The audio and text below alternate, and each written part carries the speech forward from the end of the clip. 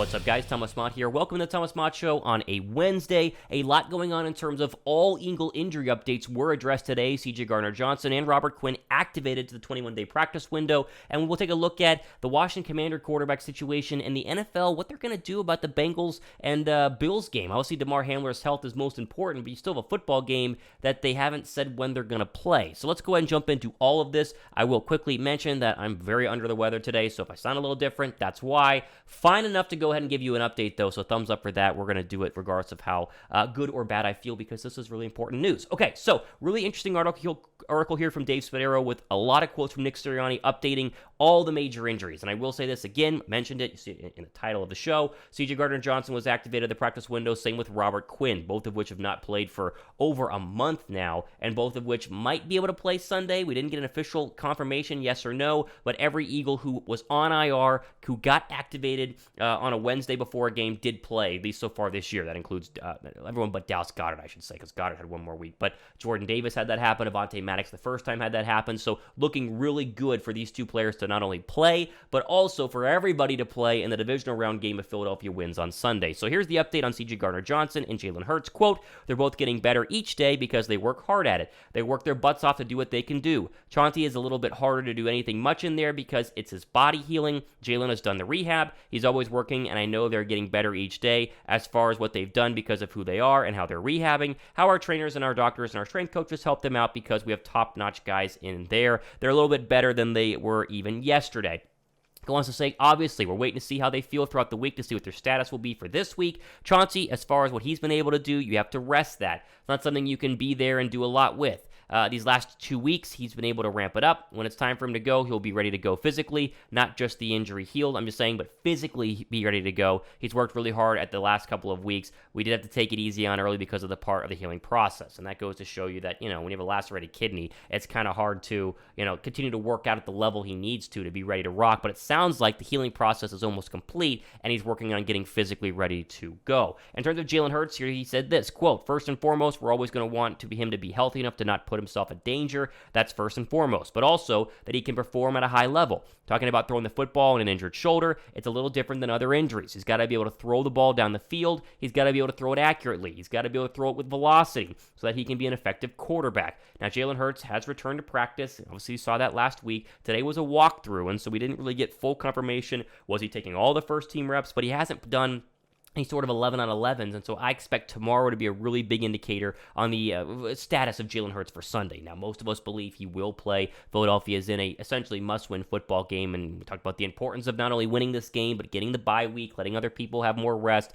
They won't put Jalen Hurts out there if he has a significant chance of re-injury or if he can't throw the football with the velocity Sirianni just talked about, but this does seem like a really good indication that he is going to play on Sunday. Now, there is really good news on Josh Sweat, and remember, he was carted off the field on a stretcher, taken to a hospital for observation. It seems like that was a lot more precautionary than actually needed for the state of his injury. He was back in the building at the Novacare complex today. Not sure if he's going to play on Sunday, but it looks like he's going to obviously play again later on this year, as the tweet we showed you a couple days ago indicated. Here's what Sirianni said about it. Quote, "We'll take Josh one day at a time. I'm really thankful it wasn't more serious there, and I know everybody in the stadium was holding their breath because anytime the stretcher comes out, that's tough to deal with. Josh was saying, hey, let me get up. I can get up. The doctors in that scenario have to make sure they can go through all the right scenarios. I felt a little more at ease because of what Josh was saying out there," end quote. So this kind of gives you the indication we hadn't gotten for a couple of days here on the severity of the Josh Sweat injury. It seems like it wasn't that bad, but due to the fact that the medical personnel are very serious when it comes to head and neck injuries and, all that sort of thing, they wanted to keep him down, keep him on the stretcher just in case it was more serious than he was letting on and what they could go ahead and observe. And once they cleared him in the hospital, he's returned to the Novacare complex. Will he play Sunday? That's a tougher question. Not sure on that, but he looks like he could be good to go for a playoff run. And I want to move on to other things, but quickly mention, with all these Eagle injuries, a lot of Philadelphia fans are panicking, right? Oh my gosh, Hurts is injured, and Gardner-Johnson is injured, and Josh Sweat is injured, and Lane Johnson, and Avonte Maddox. The Eagles have a lot of injuries right now.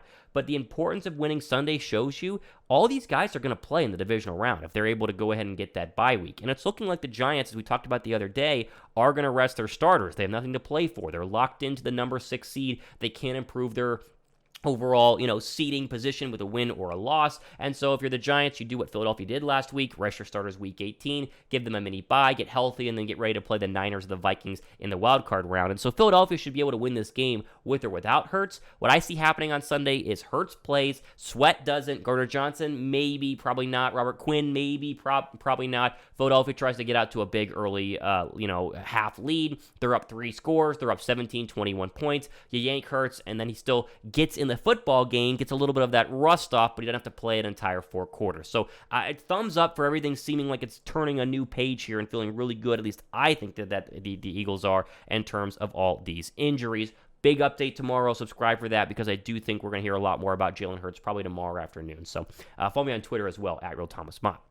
Okay, I mentioned the Vig It app yesterday, which is a really cool fantasy sports betting app, and we had a really cool fantasy league here that I'm launching, or I launched yesterday, and like 40 of you guys have already signed up for it. And the good thing is it's totally free because you're not actually betting your own money. So the link is down below in the description box. Full detail rundown of yesterday's show, you can check that out. But the app is really cool where it's set up where you join the Thomas Mott League by clicking the link down below, and then you're entered into a chance to win, if you're the number 1 overall aggregate scorer between now and the Super Bowl, your own Eagles jersey, whoever you want, whatever Eagle jersey you want in terms of, those Nike ones that you can get black, white, or green. We're going to go ahead and get one for you if you're number 1 in betting. You get 2,500 virtual coins every single day, and you could bet on basically any sport that's going on right now. All the details are, of course, in yesterday's video, but click the link down below, sign up for the Vig It app, and join my league. I'm doing it every single day. I won a lot of bets yesterday. I might be number 1 in the league, but it's a really cool little community, and again, it's free, so you don't have to be in a legal betting state because you're not actually betting any of your own money because it's just a fantasy league. So really cool opportunity.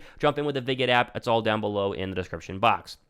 Okay, quickly, I want to mention this whole commander issue with Taylor Heinicke and Sam Howell. Remember Sam Howell? He was supposed to be the number 1 overall pick in the draft before last season in college football. And then, of course, he didn't have a bad college football season, but wasn't a great college football season. And he fell, and the Commanders drafted him, and he's been on ice the entire year because they've had Heinicke and Wentz. Well, now the Washington Commanders have said they will start Taylor Heinicke at quarterback in the regular season finale against the Dallas Cowboys. But then they might go ahead and play Sam Howell to finish the game per ESPN's Jeremy Fowler, which is really strange because they were eliminated last week in that ugly loss by Carson Wentz, 3 interceptions to the Cleveland Browns. And so why even start Heinicke, right? Like, I get that Heinicke gives you your best chance to win, and they're going to try to beat the Cowboys, which would help Philadelphia, but you got to see what you have in Howell. And I think the fact Howell hasn't played at all this year, despite the poor quarterback play at times from Heinicke and especially from Carson Wentz, tells you he's probably not ready. But that's something to keep an eye on here. Both the Eagle and the Cowboy games are going on at the same time on Sunday, as we mentioned yesterday. So you're going to have to watch both to see how it goes. But a loss by the Cowboys and, of course, Philadelphia winning, you for sure have the number 1 seed. But a loss by the Cowboys at least gives you the NFC East. And then you would need, I think, the Niners to lose or whatever. And then Philadelphia can lose and still lock up the number 1 seed. But winning is all that matters. Just weird how the poor Commanders are going about this. Not that I,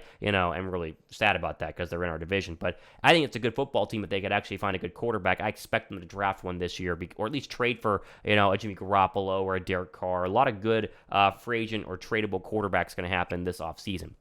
Okay, final update here, and then we'll go ahead and end the show today on the Thomas Mott Show. The NFL did announce yesterday the Bills-Bengals game will not resume this week, and obviously, I've talked about DeMar Hamlin yesterday, the whole cardiac arrest situation. That's the main focus, and I did a whole rant on, people worried about the game and your fantasy leagues and this and that. Doesn't really matter. But as I mentioned at the end of yesterday's show, there is this question that no one wants to talk about right now because we're all focused on the health of Hamlin, which is still up in the air. Not a lot of updates today as of filming the show, but this is still, to me, fascinating, right? What is the NFL going to do about this game? Because they can't play it, they said they're not going to play it this week. Right? So obviously you're not going to play it tomorrow or Friday. Then you have a game on Sunday, Week 18. Both the Bills and Bengals are playing. Then you have the wild card week after that. You're not going to ask a football team, especially 2 football teams very much in the heat of the AFC battle, to play this Sunday, then play Wednesday, then play a wild card game on Saturday or Sunday. It doesn't make sense. And so do they just give it a tie?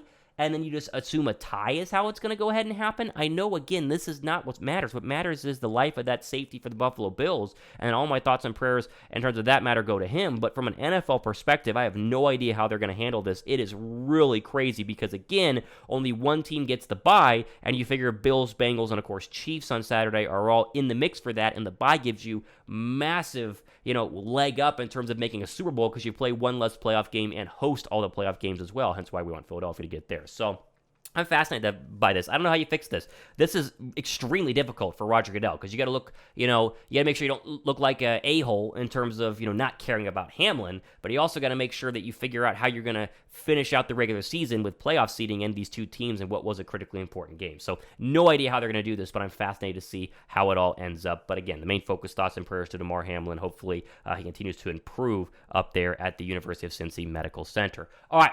We're going to prove my health overall should be fine tomorrow. Don't worry about it.